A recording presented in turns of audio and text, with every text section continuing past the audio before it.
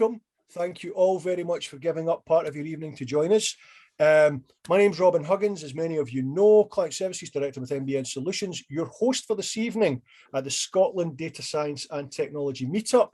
For those of you that are joining us for the first time, welcome, a huge warm welcome to you. Thanks for coming along. This meetup is a kind of joint venture between MBN Solutions and the Data Lab. This is the virtual version of what we've done for many years in the flesh, and we're hoping that someday, maybe not too far away, we can get back to all meeting up again in the flesh. Your contribution this evening will be very much gratefully received, folks. So that's the reason I was asking you to do a bit of typing into chat. If you have questions for Stefano, please stick them in Q&A. And I know that might sound a bit contradictory. I'm encouraging you to use chat, but questions in Q&A, please, because I'll be looking through the questions. I'll read them out because they will be captioned for folks that are maybe tuning in later on and looking at the recording. We've maybe got a hearing issue. So if you can keep the questions in Q&A, it just makes them much easier to read. So without much further ado, introducing Dr. Stefano Bosisio from Trustpilot. How was that, sir? Perfect, fantastic. Excellent. Stefano's going to be talking for around 15-20 minutes. Yeah. And then hopefully we'll have 10-15 minutes of questions after that. I've got it as 18:10 at the moment. We should probably be finished for about 22, 7:15. Yeah. Brilliant. Stefano, I'm now going to switch the mic off and switch the camera off. I'll be here listening and taking notes. If there's any hassles, I'll jump back in, but you now have the floor, sir. Enjoy. Great. Thanks very much, Robin. Thanks for the nice introduction. It's actually the first time I've been called doctor, so that's great. So yes, I'm Stefano Bosisio. I'm a machine learning engineer in Trustpilot, and I work for what we call Trust and Transparency team. So we make sure that the Trustpilot platform can be can also be transparent. Tonight, I will show you a presentation about a particular tool whose name is MLflow, and is specifically designed for tracking experiments. So what we will be talking about tonight is the importance of tracking. So why do we need tracking? Why do we need to keep track of the data scientist experiments? What's on the table? This is a legitimate question, so I'll talk about MLflow, but you must be aware there are other software, other piece of tools that you can use to track your experiments.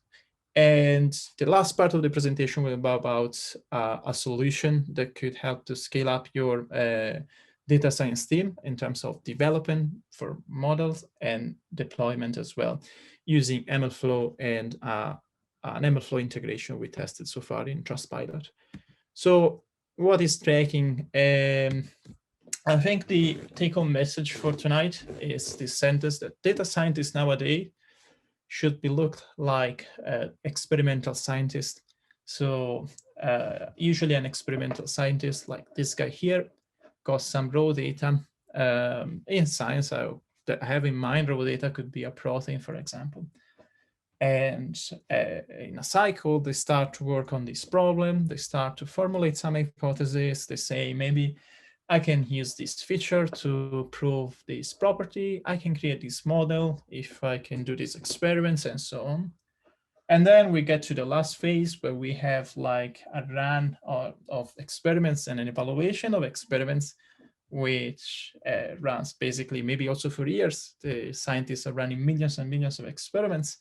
And the most important thing is that they must keep track of everything they're doing for each single experiment. For example, room temperature or what's the batch number and so on. So otherwise, what's going on if they don't have a logbook is the no logbook effect. So you'll get a crazy scientist and you will not be able to retrieve all the information, and also you will not be able to prove your hypotheses, and you can't even remember what you were working on. The same scenario applies to data scientists. So they have an initial raw data set and they start to work on features, for example. So they say they retrieve all the data that they need. They start to merge these data in a big data set. They perform some cleaning and so on. After that, they start to do some data analysis. So this is very important because it allows you to get an understanding of your data, and especially it allows you to understand the signal to noise ratio of your data set. So if there's enough signal to basically exploit and use some properties of your data to predict some possible scenarios. And then there's the most funny part, which is models evaluation. You can always pick up any model you like in this world, and you start to run like a circle here. It's a cycle, basically. You pick up a model, do some hyperparameter tuning, then you go back, you got other ideas, you redo the analysis. And so what's going on is this is an iteration, and it can go on for months and months. And if you forget to keep everything tracked correctly, you end up with the no logbook effect again. So a crazy data scientist where he's impossible to retrieve what he was looking for and what he was doing. So as I said, data scientists are wet lab scientists. After an iteration in our data job, basically, we ended up with the creation of a lot of data and a lot of files. What I mean is like files that can be model files, codes, plots to show possible and prove some hypotheses we had.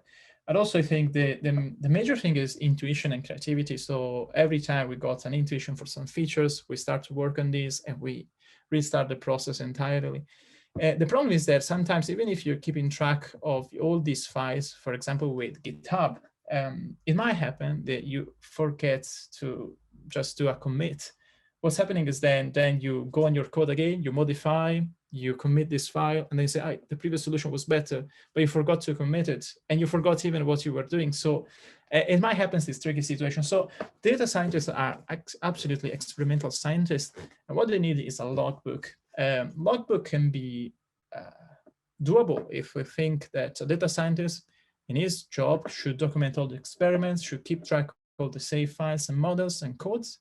But it's very hard sometimes to have a nice logbook. And I mean, something that could help data scientists even more. So like a graphical interface to quickly navigate through all the experiments, or also a simple library that could just import for recording all the experiments, for recording all the information of the experiments they're running. For this problem, we have some softwares on the table, and these are, for example, visualise. This is, I think it's a Finnish company, and they're very pipeline focused. They do believe there's a good cooperation between data engineers, machine learning engineers, and data scientists. And the way they structure the product is to create end-to-end pipelines that could be easily split among the entire data team to ensure their reproducibility. Another fantastic tool is Comet ML. I must say it's really advanced, and they usually say building ML like Legos. It's true. Actually, Comet has a very advanced graphical interface. It's very well tuned for neural networks. The only problem is that it's self-hosted, so they have their own cloud, basically cloud environment, and you have to accept that they get your the owners of your experiments, basically. The tool I'm going to talk to now is MLflow. MLflow, it's a fantastic tracking tool. The good point is that it's open source. It was further developed by Databricks. It has a fantastic documentation, and it's very easy to be integrated into any library, and APIs for Python, R, Java, and REST. In particular, MLflow comes into 4 different flavors. We have the tracking, which is the product for keeping track of our experiments.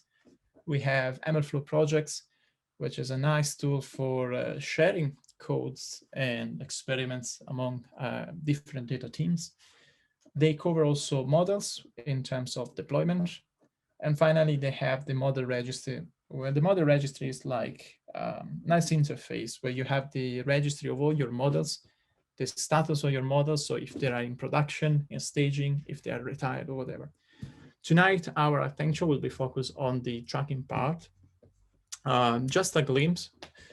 How does it really work in practice? As you can see here from this Python code, MLflow, it's very easy to be used. You just need to import the MLflow Python package, for example, along with all the methods that you need. And then you can start to make up your codes. One good thing, and here I'll show you directly on the screen, then once you've done with your experiment, you can browse to your local host.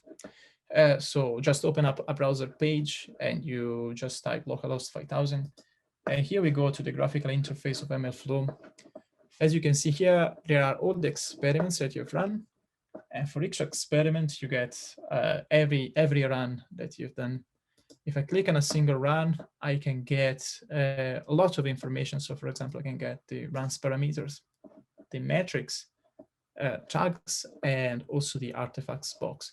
We'll see in a minute how important these things are, but as you can see, it's a very nice environment and graphical interface where you can get all the information in a single click. So that's quite something.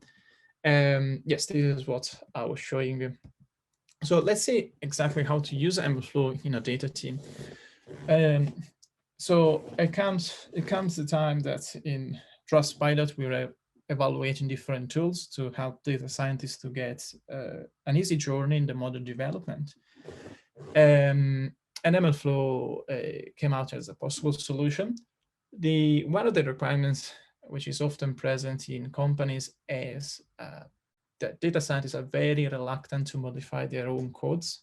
And I can't believe, actually, sometimes if you think of very complicated neural networks, you got also some preprocessor attached.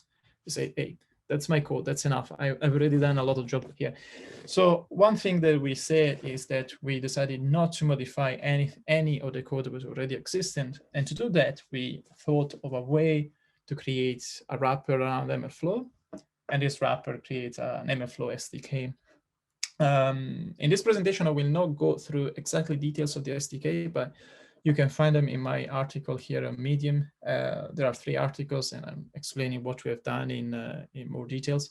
But here is just, in a nutshell, what people should think to do when using MLflow. So in creating an SDK, we got this superhero, which is the data engineer or machine learning engineer. So in the creation of a MLflow Python SDK, there are a few points to be considered. What we need is to have obviously some input parameters.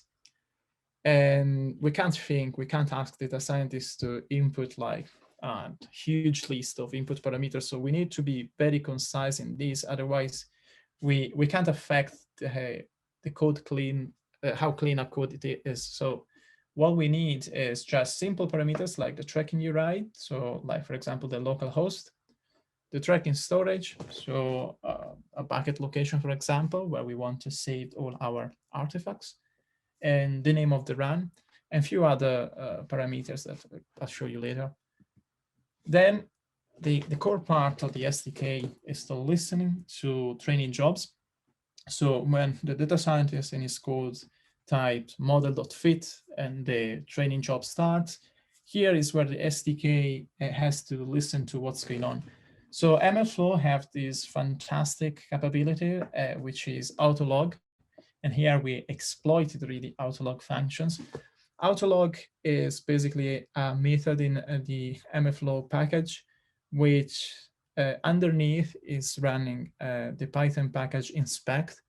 Inspect is a fantastic tool because it's basically inspecting what's going on in the surrounding environment of a given code, and it's extracting all the necessary information of this running code.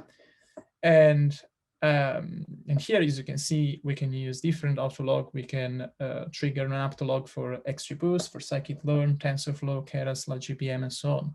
So all these functions will listen exactly to the training job, and they will try to capture as much information as possible to track the experiment. So as you can see, a very important load of this tracking job is done simply by autolog functions. And then when you say start run with MLflow, that's where MLflow starts to listen to the training job and reaching the tracking information. And the final step, obviously, is that after the training, it happens that some files are created on the go or at the end of the training. So we'd like to keep these files as well and to store these files in our MLflow environment. So you can just simply interact with what's called MLflow client. which allows you to browse through your runs. And here you just inject a code which says pick up all the local artifacts that we've created and push them to MLflow. So this is how the SDK appeared to our data scientists and how they used it. So you got your SDK, you just simply import the protocol, which is exposing all your MLflow things, basically. You create a tracking dictionary, so you define the tracking URI, the storage, and the experiment name. And then just before the model fit part, we just call the SDK start training job. Here, MLflow will start listening to the training job. And at the end of the training, we'll make clear everything. So we'll save all the artifacts that we need with an end training job. And what's the output? So basically, and I'll show you right now, it's that in MLflow, as you can see, you got this graphical interface, and the graphical interface can be even basically triggered to exist on a virtual machine. So for example, here in Trustpilot, we were using GCP, so we set up a virtual machine which was dedicated for MLflow. So all the artifacts were basically going there. And you can connect to this virtual machine, and you can connect to the local host as well and browse immediately your results. So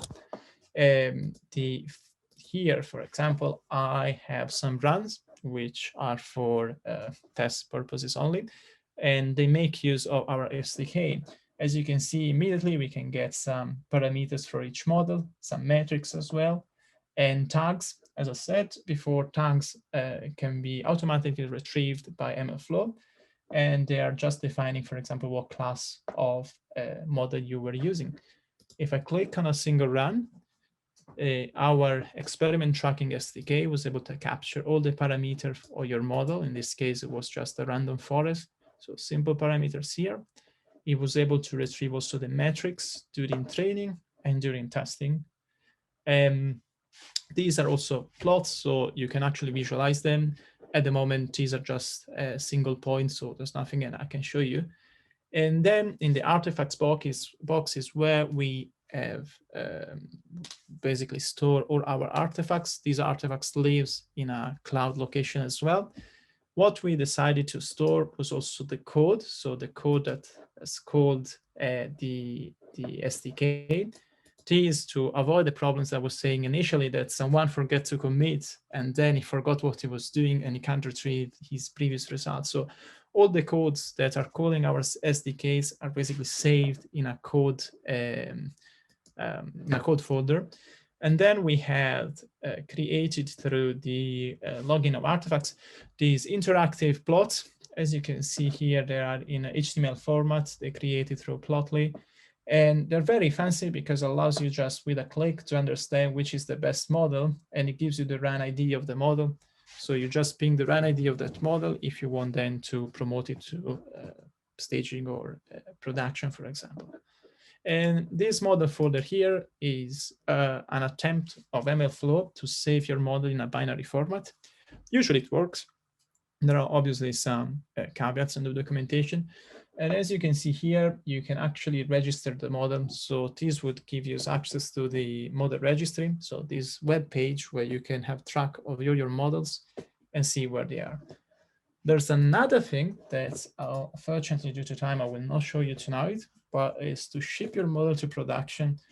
So MLflow has also this dedicated area, which is called deployment plugin, where you can basically write your own plugin in Python or whatever language you want in order to host your model on your cloud deployment interface.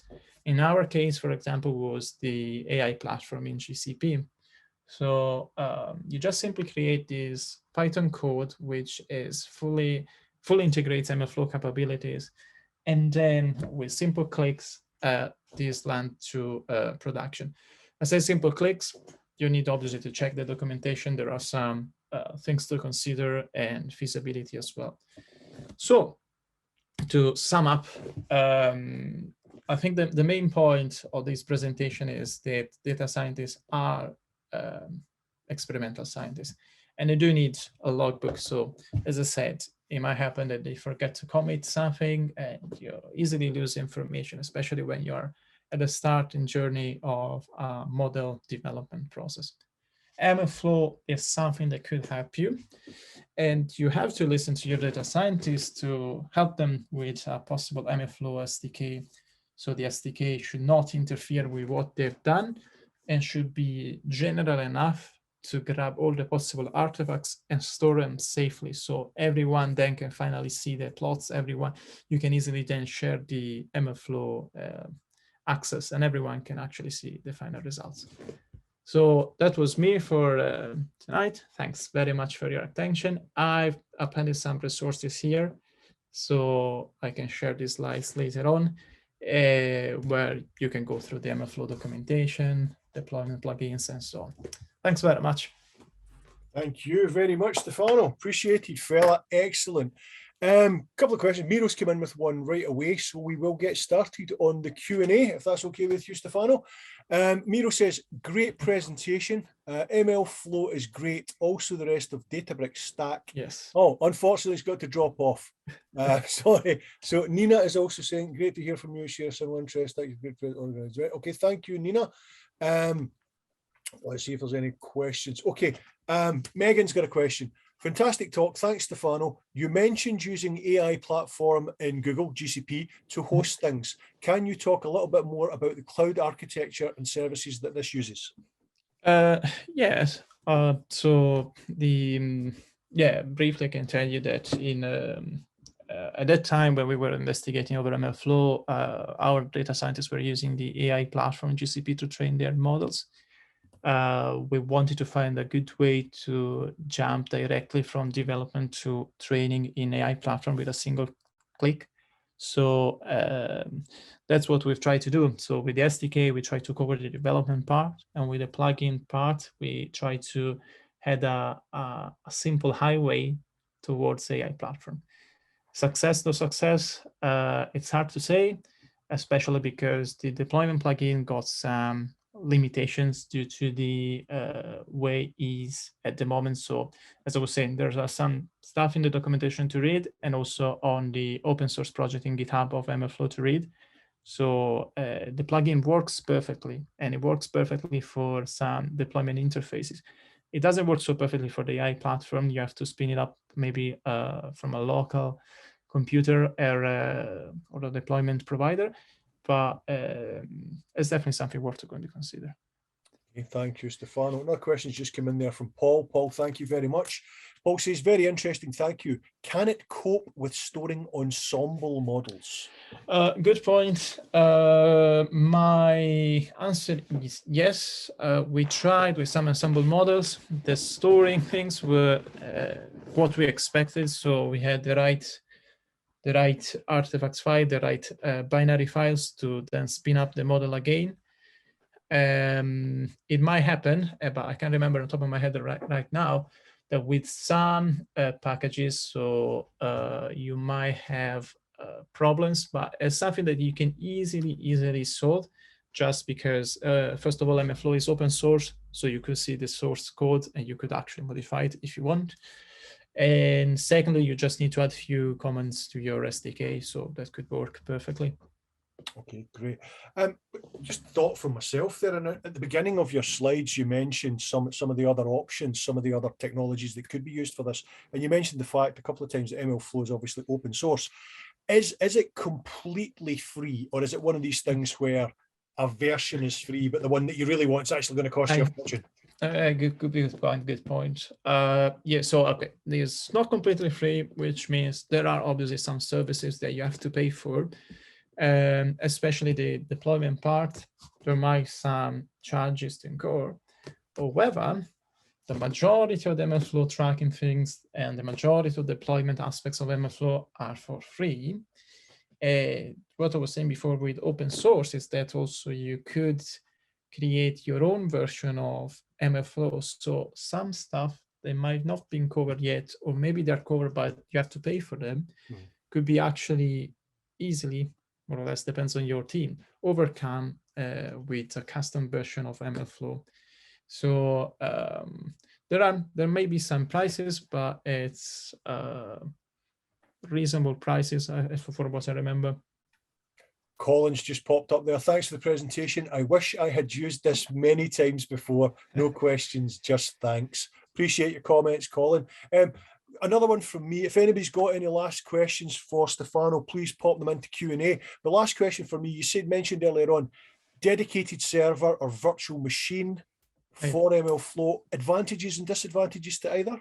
Yes, there's a good point. So, for example, here, our MLflow server was a virtual machine, so we could connect to the server and see the results, and then use the server to save artifacts and so on.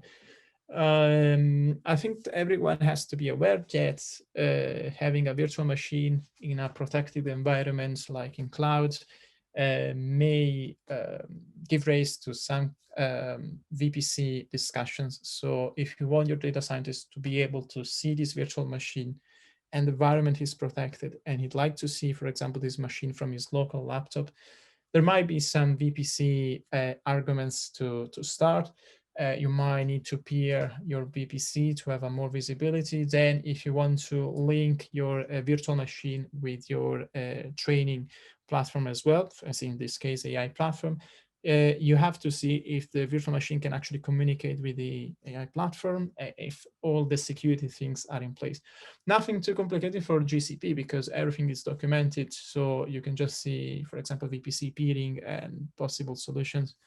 But it's obviously just requires some thoughts, just tuning a bit, but not huge work to do. Okay. Another question's just come in there from Ed. Ed, thank you very much. How is the model metrics logging achieved in TensorFlow? Do you use a model callback? Yeah, between a question exactly on point. Yes, you do use a model callback. In this way, you can have every metrics from TensorFlow models. There might be also some, if you don't want to use the model callback, because if you're asking, maybe you don't want to use this, the autolog function may be already enough for your models. Okay, thank you very much for your question. Oh, another one's just popped in. Alan, thank you, Alan. Curious what made you decide to use MLflow over commercial platforms like Comet and MLOHI, the ones we were talking about earlier on. Was it the open source element? Disclaimer, I work for Weights and Biases. So Weights and Biases, well done for your job, guys. That's fantastic. Yes, the open source element, it's one of the key things that help us in the decision. Secondly, MLflow could be easily hosted in our cloud environment. So we were the owner of our experiment. One problem of Comet, for example, is that it's fantastic. I love it. It's developed in such a fantastic way. But when it comes to also model deployment, you have to go on their cloud environment. So they are the owner of the experiment. They are the owner of what you're doing, which is not something that we'd like to do. Okay. And a question from Megan. One last one from me. You've talked a bit about experimentation here, but I'm interested to know, are you using MLflow as part of your live production workflows, for example, to automate model deployment or updates? I would say not actively at the moment, just because we found out a new interesting product that could cover all the gaps from the model development to the model deployment, which is contained in the GCP platform. But data scientists are still using it from time to time. So also locally you can use. So it's quite fancy. If you want to have immediate information, you can get in an easy way in this. Fantastic. We now have no open questions. One last shout out to anybody who's got anything. Thank you very much, Megan. Thanks very much. Anybody that's got any final questions to ask Stefano? Nope. Adam saying thank you. It looks as if we are closing things down. I think that just remains for me to say a massive thank you, firstly, to our audience for this evening. Thank you for your interaction. Thanks for your questions, for your comments, for making things easy. For a massive thank you, Dr. Stefano. Second time you've been called it, mate. Yeah, no, thanks very much. Thank you so much, mate. That was first class. We've brought it in on time, just about perfect in terms of our estimation at the beginning. You would think we've done this before, fella. Stefano, it's been an absolute pleasure. Thank you so much. Let's do it again sometime. And once again, folks, a big, massive thank you to you. Be safe, take care, and we will see you Thanks again very next much, month, guys. hopefully. Bye. Take care. Bye. Bye-bye.